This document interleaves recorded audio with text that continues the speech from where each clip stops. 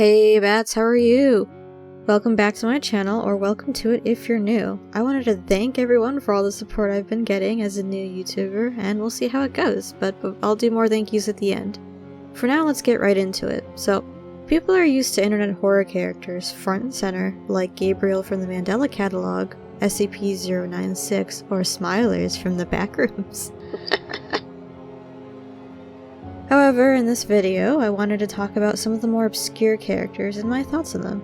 With any luck, I'll also introduce you to new pieces of internet horror, but even if you've seen these videos or read about their lore, I want to get you to think about something you may not have noticed or thought deeply about before. I'll be giving a summary of each piece so you won't be lost. Oh right, also caution for body horror and gore with these topics. Number 1. Happy Meat Farms, The Scientists. Happy Meat Farms is a YouTube ARG focusing on genetic mutations and hormones, particularly growth chemicals. It's implied throughout the ARG that they're looking for a chemical to force subjects to grow more and more. This would feed Mother, who I suspect is some sort of hive mind entity. The visuals of this ARG are very eerie, but so is the audio. The beat gets me. I don't know why, but you know, it just does. All of that said, I wanted to not bring up Mother as the main point of this, or any of the unfortunate subjects. I wanted to talk about the scientists themselves and get you to think about them. Usually, we pay the most attention to what's in front of us, and the content, but not the writer. The questions I have are things like, are these scientists even human, or are they something else? Could they be some sort of monster attached to the hive mind that is Mother? And if so, what do they look like? Even if they are human, why would they be doing this? What's in it for them? So, I was thinking there's so much mystery surrounding this particular ARG, and I absolutely love it. It's definitely one of my favorites, so try not to become a subject though, that would suck for you. Number 2. Shaw, The Walton Files. The Walton Files are an analog horror similar to Five Nights at Freddy's, but I feel like it ups the creeps in this a lot, so it's just quite a bit more scary, I don't know why. There's similar lore regarding bodies being stuffed into animatronics and those animatronics becoming haunted, granted. But, you know, the visuals with this analog horror to me are really eerie, maybe not downright scary, but they give a sense of dread, which is what makes the content so great. And then today I would like to talk about Shaw the sheep. Yeah, I know, by the way, Shaw is one of the main characters in the files, so that isn't super obscure, but the Walton Files themselves are. Wait, the first video has 8 million views? Well, this is my video and I think Shaw looks really cool, so I wanted to talk about her. Anyway, Shaw is a sheep that I like a lot because she's meant to be something that comes across as motherly and kind, but in reality gives off a wolf in sheep's clothing sort of vibe. Or is it sheep in wolf's clothing, given she could want to be benevolent but is forced to be violent? There is a point in the horror where she says, "I didn't mean to, but I did." Either way, Shaw's design is really neat. Some people think that she's a poodle, but nope, she's a sheep with predator teeth. She's got herself some hooves. While she's not totally obscure, again, the main character of this analog is a rabbit known as Bon, the rabbit animatronic, rather. I like exploring the lore behind her, as in Shaw, and I just think that she's got a really cool design and story. Also, a random side note, she reminds me of Dawn Bellwether from Zootopia, if Dawn was like 100% more aggressive. Spooky. I mean, to be fair, Dawn sort of, you know, tried to get Nick Wilde to rip out the throat of the rabbit character. Why can't Judy? That's Judy Hopps, that's right. Goodness, I almost forgot the main character's name. So, you know, I mean, she was also a killer and clearly wanted, you know, Judy to die, so there's that. Anyway, let's move on. Number 3. Mr. Bear from the Creepypasta 1999.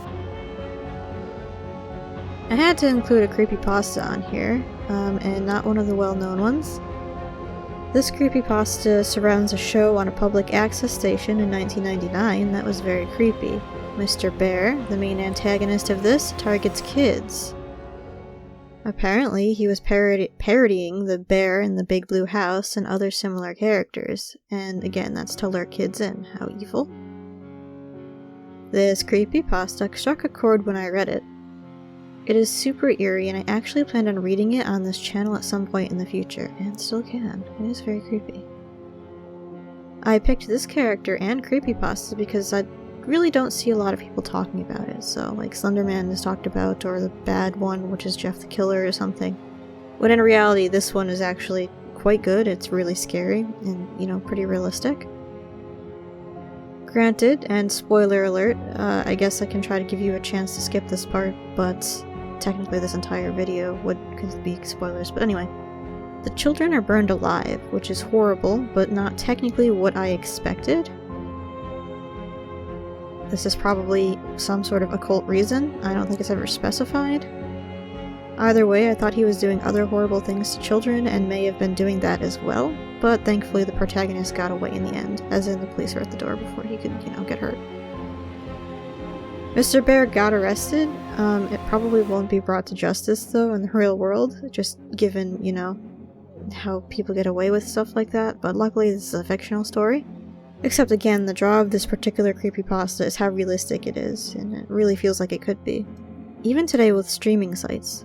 So what if you stumbled upon a stream or something that just really was showing really weird content like that creepypasta, right? Just really creepy stuff.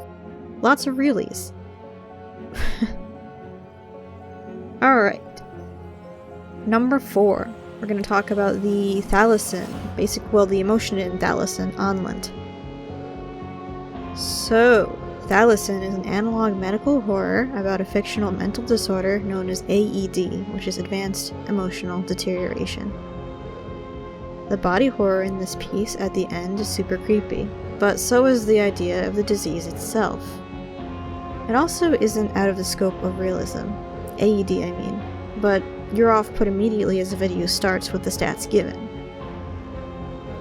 7 out of 10 people over the age of 21. In this universe, people are rapidly turning emotionless, which is alarming. Again, 7 out of 10 people, that is crazy. The amygdala is the emotion center of the brain, so it's not a stretch to imagine deterioration to that end. But to that scale, the stats are the actual really scary thing to me in this. Anyway, the drug, THALASIN, promises to bring those emotions back, and at the end of the video, it says that you can have emotions beyond the normal scope, which is where this character, or rather emotion, comes in. You see, there's a bunch of grotesque images at the end that are these quote-unquote emotions beyond the normal scope. Some images flash too quickly to see, one of them being ONLENT. The announcer doesn't even give this emotion the time in the spotlight either.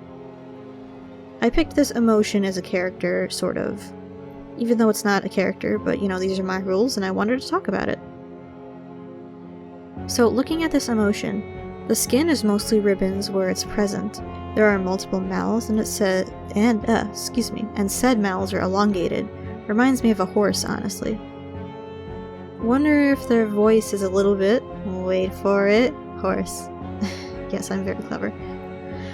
Emotion-wise, I suppose we could try to define it by mixing things. I would say this is a good mixture of paranoia, confusion, and acceptance. Look at those eyes. And pain. That looks really painful. Or anxiety. I mean, there's many mouths there, one of them is overlapping the top of the head. I wonder what emotion I would be in that case, with so many mouths. Anyway, I wish that you never feel ONLENT because it really doesn't look super pleasant. Number 5. CLUMPS, the Backrooms. Ah yes, we're back to the Backrooms. So the Backrooms are an internet horror concept I started covering in depth on my channel before I started to branch out with the videos like this. Like the SCP Foundation, it's another universe the internet has created and added to, based on one picture. Well, I mean, I'm not sure if the SCP was one picture, but you get it. The Backrooms rely on liminal spaces, the vast emptiness and mazes that make no sense, for its lore. Liminal spaces are the transitional places or nostalgic periods that are empty but should feel full. Playrooms, airports, pools, and those sorts of things come to mind. The backrooms have a variety of monsters too.